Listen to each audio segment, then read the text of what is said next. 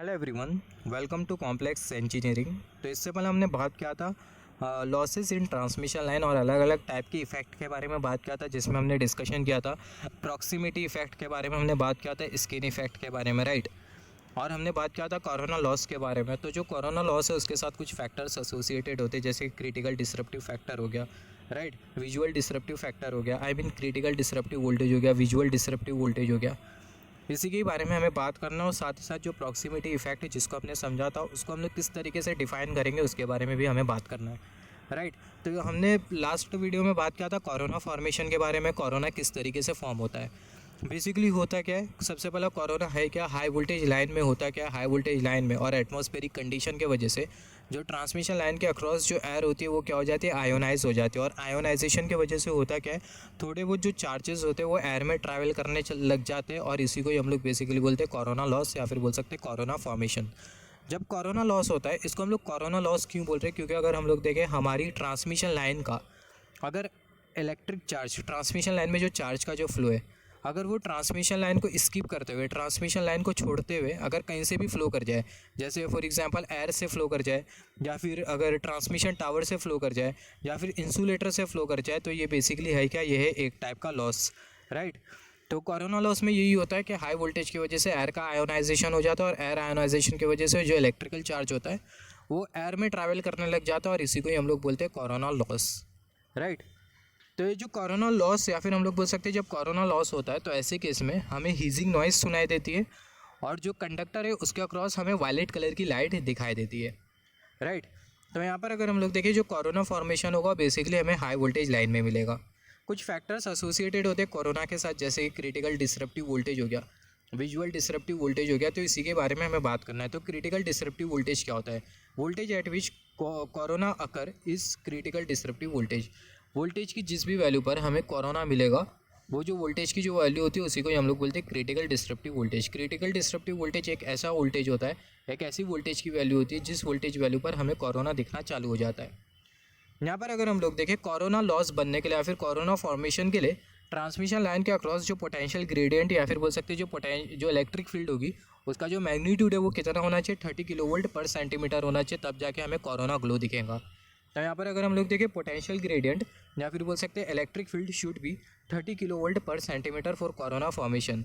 तो जैसे कि हमने डिस्कस किया कोरोना फॉर्मेशन के लिए कंडीशन क्या है, सबसे पहले हमने बात किया क्रिटिकल डिसरप्टिव वोल्टेज, वोल्टेज की ऐसी वैल्यू जिस वैल्यू पर हमें कोरोना दिख जाए उसी को ही हम लोग बोलते हैं क्रिटिकल डिसरप्टिव वोल्टेज। फिर उसके बाद हमने बात किया कि कोरोना फॉर्मेशन के लिए कंडीशन क्या होना चाहिए, वोल्टेज तो हाई होना चाहिए, क्रिटिकल डिस्ट्रप्टिव वोल्टेज भी होना चाहिए, और तीसरी कंडीशन क्या है कि ट्रांसमिशन लाइन के अक्रॉस जो इलेक्ट्रिक फील्ड है उसका जो मैग्नीट्यूड है वो 30 किलोवोल्ट पर सेंटीमीटर होना चाहिए। अगर इलेक्ट्रिक फील्ड का मैग्नीट्यूड, या फिर बोल सकते हैं पोटेंशियल ग्रेडियंट अगर 30 किलोवोल्ट पर सेंटीमीटर होता है तभी जाके हमें कोरोना फॉर्मेशन मिलेगा, अदरवाइज हमें नहीं मिलेगा। सिमिलरली यहाँ पर अभी बात कर लेते हैं विजुअल डिस्ट्रप्टिव वोल्टेज के बारे में। अभी ये विजुअल डिस्ट्रप्टिव वोल्टेज क्या है, magnitude of voltage at which violet light और कैन से violet glow appear is known as visual disruptive voltage. तो जैसे कि हमने डिस्कस किया जब कोरोना लॉस होता है तो हमें बेसिकली हीजिंग नॉइज़ भी सुनाई देती है और वायलेट कलर की लाइट भी दिखाई देती है, राइट। तो वोल्टेज की ऐसी वैल्यू जिस वैल्यू पर हमें वायलेट कलर की लाइट भी दिखाई दे, तो जो वोल्टेज की जो वैल्यू होती है उसको हम लोग बेसिकली बोलते हैं विजुअल डिस्ट्रप्टिव वोल्टेज।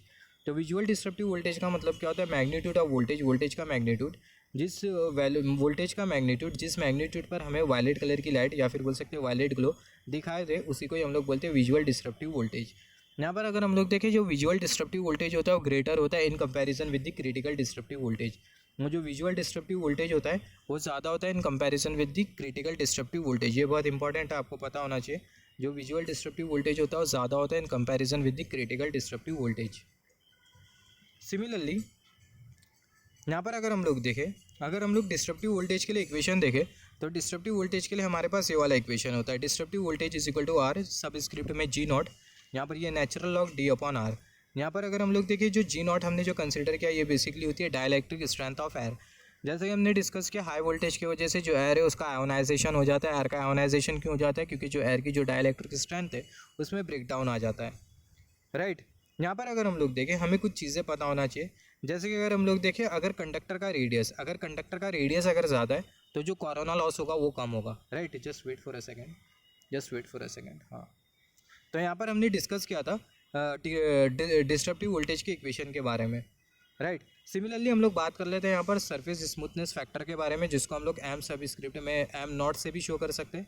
और ये जो सरफेस स्मूथनेस फैक्टर है इसको हम लोग इरेगुलरिटी फैक्टर भी बोलते हैं, राइट। तो यहाँ पर अगर हम लोग देखें, अगर एम नॉट की वैल्यू अगर 0.92 से 0.98 के बीच में और एम नॉट की वैल्यू 0.92 से 0.98 के बीच में होगी अगर कंडक्टर की सरफेस अगर रफ है।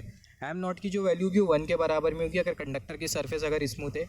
एम नॉट की जो वैल्यू होगी 0.82 से 0.88 के बीच में होगी अगर कंडक्टर अगर स्टैंडर्ड कंडक्टर है। यहाँ पर अगर हम लोग देखें भैया कंडक्टर की स्मूथनेस से क्या लेना देना, ये जो कोरोना होता है कंडक्टर की स्मूथनेस के ऊपर भी डिपेंड करता है। कंडक्टर की स्मूथनेस अगर ज़्यादा होगी, स्मूथनेस मतलब ज़्यादा इंक्लिनेशन डिक्लिनेशन हमें नहीं मिलना चाहिए कंडक्टर में, एकदम प्लेन सरफेस होना चाहिए कंडक्टर की, राइट। अगर कंडक्टर की सरफेस अगर आप स्टैंडर्ड कंडक्टर को देखो तो जो स्टैंडर्ड कंडक्टर है उसकी जो सरफेस होती है वो प्लेन नहीं होती है, राइट। तो अगर कंडक्टर की सरफेस एकदम प्लेन या फिर आप बोल सकते हो कंडक्टर की सरफेस अगर स्मूथ होती है तो ऐसे केस में जो कोरोना लॉस होता है वो कम से कम होता है। तो यहाँ पर अगर हम लोग देखें conductor surface is smooth then corona loss over conductor will be low. तो यहाँ पर अगर तो यही रीज़न की वजह से हमने यहाँ पर पढ़ा इरेगुलरिटी फैक्टर के बारे में, जिसको सरफेस स्मूथनेस फैक्टर भी बोला जाता है। यहाँ पर अगर हम लोग देखें अगर कंडक्टर का रेडियस अगर ज़्यादा है तो जो कोरोना लॉस होगा वो कम होगा। सिमिलरली कंडक्टर अगर सिलेंड्रिकल है तो ऐसे केस में भी जो कोरोना होगा कोरोना लॉस कम होगा। सिमिलरली कंडक्टर का सरफेस अगर स्मूथ है तो भी कोरोना लॉस कम होगा, मगर कंडक्टर का सरफेस अगर स्मूथ नहीं है तो कोरोना लॉस ज़्यादा होगा। सिमिलरली अगर हम लोग सप्लाई फ्रीक्वेंसी को अगर हम लोग इंक्रीज़ करते हैं तो कोरोना लॉस इंक्रीज़ कर जाएगा। कंडक्टर के बीच की स्पेसिंग को अगर हम लोग इंक्रीज़ करते हैं तो जो कोरोना लॉस होगा वो डिक्रीज़ कर जाएगा। सिमिलरली यहाँ पर अभी हम लोग बात कर लेते हैं प्रॉक्सिमिटी इफेक्ट के बारे में। इससे पहले हमने बात किया था प्रॉक्सिमिटी इफेक्ट के बारे में, राइट। प्रॉक्सिमिटी इफेक्ट में हमने डिस्कस किया था अगर प्रॉक्सिमिटी इफेक्ट सबसे पहले हमें दो कंडक्टर के बीच में दिखाई देता है। तो जो प्रॉक्सिमिटी इफेक्ट है इसके बारे में हमने ऑलरेडी डिस्कशन किया है। उसका अगर हम लोग स्टेटमेंट देखें प्रॉक्सिमिटी इफेक्ट को हम लोग किस तरीके से डिफाइन करेंगे। When two conductor connected in parallel carry same current in same direction then majority of charge carrier is concentrated in half of the cross section of both the conductor and it is known as proximity effect।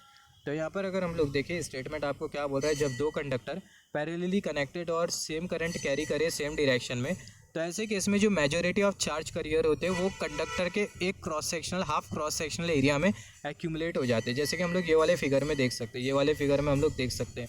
तो when two conductor connected in parallel, जब दो conductor parallelly connected हो same current carry करे same direction में तो majority of charge carrier concentrate हो जाएंगे conductor के हाफ क्रॉस सेक्शन एरिया में। Then majority of charge carrier is concentrated in half of the cross sectional area of both the conductor. जैसे कि हमने डिस्कस किया majority of charge carrier conductor के half cross sectional area में जाके आधे cross sectional area में जाके जमा हो जाएंगे और इसी को ही हम लोग बेसिकली बोलते हैं proximity effect and it is known as proximity effect. तो प्रॉक्सिमिटी इफेक्ट को हम लोग कुछ इस तरीके से डिफाइन कर सकते हैं, राइट। एट द लास्ट मैं रिपीट कर देता हूँ one second statement. When two conductor, जब दो कंडक्टर पैरेलली कनेक्टेड हो सेम करंट कैरी करे सेम डायरेक्शन में then majority of charge carrier is concentrated in half of the cross section. तो मेजॉरिटी आधे से ज़्यादा जो चार्ज कैरियर होंगे वो जमा हो जाएंगे क्रॉस सेक्शन एरिया के आधे रीजन में, कुछ इस तरीके से आधे रीजन में जमा हो जाएंगे और इसी को ही हम लोग बेसिकली बोलते हैं प्रॉक्सिमिटी इफेक्ट।